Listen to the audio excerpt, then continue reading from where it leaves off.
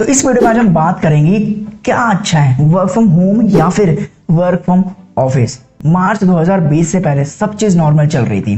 बच्चे स्कूल जाते थे पढ़ने के लिए, जो प्रोफेशनल होते थे वो अपने ऑफिस में जाके काम करते थे। लेकिन 2020 मार्च के बाद कुछ ऐसा हुआ जिसकी किसी ने भी उम्मीद नहीं करी थी। 2020 मार्च के बाद जो स्कूल जाते थे बच्चे वो घर पर बैठ के पढ़ने लगे, जो प्रोफेशनल ऑफिस जाते थे वो घर पर बैठ के अपना काम करने लगे। एंड अभी 2022 का एंड चल रहा है एंड काफ़ी सारे एम्प्लॉयज़ ऐसे हैं जो वर्क फ्रॉम ऑफिस भी काम करते हैं, वर्क फ्रॉम होम भी काम करते हैं, और कुछ एम्प्लॉयज़ हाइब्रिड मॉडल पर भी काम करते हैं, यानी कि हफ्ते में 2-3 दिन ऑफिस जाते हैं और बाकी 2-3 दिन घर से करते हैं।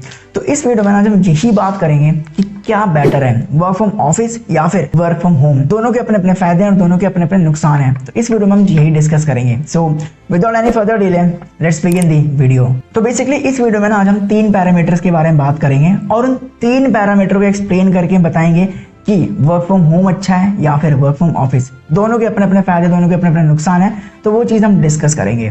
सबसे पहला जो पैरामीटर है हेल्थ का। वर्क फ्रॉम होम में क्या है कि देखो हम ना पूरे दिन भर घर पे बैठे रहते हैं, 8-9 घंटे की जो शिफ्ट होती है उसमें काम करते रहते हैं। अब उसमें क्या है कि मेजर जो एम्प्लॉयज है उनको जो इशू आता है ना वो आता है उनके बैक पेन का, उनकी जो पीठ दर्द होती है, क्योंकि भाई ऐसे बैठे रहना पड़ता है 8-8, 9-9 घंटे।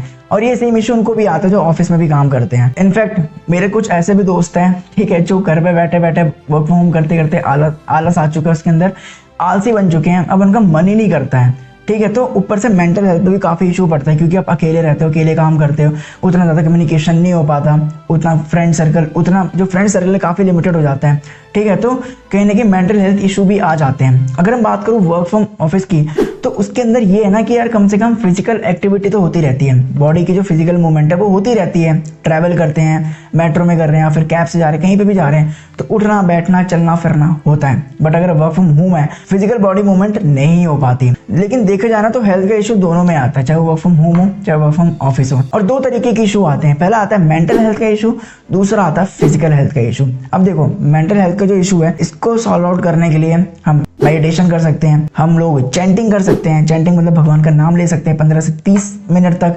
अपनी जो स्क्रीन टाइम है ना उसको लिमिट कर सकते हैं, यानी कि हम फोन चलाते हैं, इंस्टाग्राम, यूट्यूब, जो भी हम फालतू का स्क्रॉल करते रहते हैं, उस चीज़ को हम काफ़ी लिमिट कर सकते हैं। अगर हम उस चीज़ को लिमिट कर देंगे ना तो हमारा मेंटल हेल्थ काफ़ी ज़्यादा इंप्रूव हो जाएगा। और साथ ही साथ हम अपने जो रियल फ्रेंड्स हैं ना, जिनके साथ हम बैठ के बात कर सकते हैं, उनके साथ उनसे अगर मिलें तो वो ज़्यादा बेनिफिट होता है, रादर देन कि ऑनलाइन चैट करो, वो सब करो। अगर हमें अपने मेंटल हेल्थ को इंप्रूव करना है तो उसके लिए हम ये चीज़ें कर सकते हैं। लेकिन अगर हमें अपने फिजिकल हेल्थ को इंप्रूव करना है तो उसके लिए हम एक्सरसाइज कर सकते हैं, जिम ज्वाइन कर सकते हैं, वहाँ से हम अपनी फिटनेस को इंप्रूव कर सकते हैं, अपनी एफिशिएंसी को बढ़ा सकते हैं, ठीक है। वर्क फ्रॉम होम में बंदा आलसी हो जाता है। तो पहला पैरामीटर था हेल्थ का। जो दूसरा पैरामीटर है वो है extra time and extra money. देखो वर्क फ्रॉम होम में क्या है कि हमारे पास काफ़ी ज़्यादा एक्स्ट्रा टाइम मिल जाता है, हमारा जो ट्रैवल का टाइम है आना जाना वो काफ़ी ज़्यादा बच जाता है, ठीक है। अगर हम वर्क फ्रॉम ऑफिस की बात करें तो हमारा अगर मान लो 1.5 या 2 घंटे 3 घंटे, किसी का ऑफिस पास है, किसी का घर ऑफिस दूर है, तो ऑन एन एवरेज देखें तो 2-2.5 घंटा ट्रैवल लग जाता है आने जाने का, ठीक है।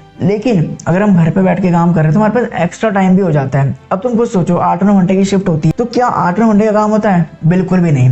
3-4 घंटे काम होता है, मैक्स टू मैक्स 5 घंटे काम होता है, ज़्यादा काम नहीं होता। और जो बाकी टाइम हम उसमें अपनी लर्निंग पे काम कर सकते हैं, अपनी जो नई हैबिट्स हैं उनको बिल्ड कर सकते हैं, जो नए स्किल्स हैं उन पे काम कर सकते हैं, अपने स्किल्स को इंप्रूव कर सकते हैं। लेकिन अगर हम वर्क फ्रॉम ऑफिस काम कर रहे हैं तो उसके अंदर इशू आ जाता है कि देखो भाई बंदा 2-2.5 घंटे की ट्रैवल कर रहा है, 9 घंटे काम कर रहा है, फिर आके 2-2.5 घंटे की ट्रैवल कर रहा है, तो बंदा वैसे ही थक जाता है। ऑफिस गया, थका हारा, घर पर आया, खाना पीना किया, सो गया, अगले दिन उठा, फ्रेश हुआ, फिर चला गया, थका हारा है, खाना पीना, तो ये एक सर्कल में फंस जाता है कि भाई जॉब खाना पीना सोना, जॉब खाना पीना सोना। बट वर्क फ्रॉम होम में क्या है कि हम अपनी नई बिल्डिंग, अपने स्किल्स पे काम कर सकते हैं, अपनी नई हैबिट को बिल्ड कर सकते हैं। तो और साथ ही साथ वर्क फ्रॉम होम में कहना है कि हम अपने जो कॉस्ट है उसे भी कट कर सकते हैं, यानी कि हमारा ट्रैवल कॉस्ट बच जाता है और हमारी जो सेविंग्स है वो भी ज़्यादा हो जाती है।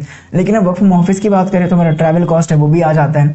साथ ही साथ हम ऑफिस में अपने कलीग के साथ मिलते हैं, बैठते हैं, उठते हैं, तो वहाँ पे लंच करते हैं, डिनर करते हैं, घूमते फिरते हैं, तो वहाँ पर भी हमारा काफ़ी ज़्यादा कॉस्ट चले जाता है। तो ये था सेकंड पैरामीटर जहाँ पे हमने बात करी एक्स्ट्रा टाइम के बारे में। जो तीसरा पैरामीटर है वह बिल्डिंग द रिलेशनशिप। देखो पता है वर्क फ्रॉम होम में क्या है ना कि कम्युनिकेशन गैप आ जाता है। वर्क फ्रॉम होम में क्या है, हम ज़्यादातर अपने जो टीममेट से बात करते हैं वो टीम से बात करते हैं और उसमें भी ना कैमरा ऑन नहीं होता, ठीक है, कैमरा ऑन नहीं होता। तो जब कैमरा ऑन नहीं होता, हम फेस नहीं देखते, तो शायद उतना अच्छा रिलेशनशिप बिल्ड ना हो पाए। हम सिर्फ अपने जो टास्क के रिगार्डिंग है, जो अपना प्रोजेक्ट के रिगार्डिंग, उसी से ही बात होती है, तो उतनी ज़्यादा हम सामने वाले के थॉट प्रोसेस को नहीं समझ पाते। जब सामने वाले के थॉट प्रोसेस को नहीं समझ पाते तो वो हमारे भी थॉट प्रोसेस को तो नहीं समझ पाता, तो एक म्यूचुअल अंडरस्टैंडिंग जो होती है ना वो भी बिल्ड नहीं हो पाती है। अब जब म्यूचुअल अंडरस्टैंडिंग बिल्ड नहीं होगी तो एक ट्रस्ट फैक्टर भी उतना नहीं बन पाता।